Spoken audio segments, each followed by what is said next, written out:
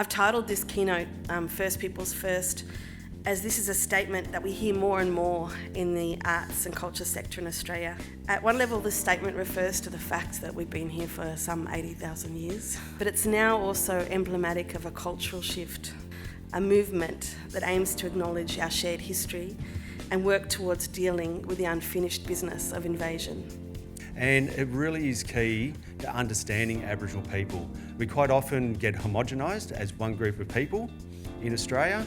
The other side of it is that romantic view of Aboriginal Australia, especially, I guess, from a tourism point of view, because we are a little bit in the tourism game, and that is that Aboriginal Australia is Central Australia, the desert, the outback and the bush. And what we do at the Trust is actually promote the fact that a lot of Aboriginal people are urban. My presentation was looking at Aboriginality and identity, understanding how Aboriginal people look at themselves, how they identify, but also then understanding there is diversity within the Aboriginal community as well, and it's not just one homogenous group. For me, self-determination, it's a survival.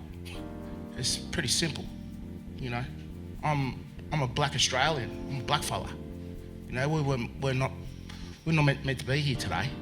We need to be deep inside these institutions. Being deep inside those institutions make big change. Change is not from the boundaries, but from the heart. Within the context of Australia and the creative industries, we need to constantly be on the alert for that, and to be able to have these kinds of conversations to say, okay, well, where are we at and how do we keep pushing for change? Our representation of Indigenous people in this beautiful land that we are upon is the highest thing that we could be doing right now to make this place better.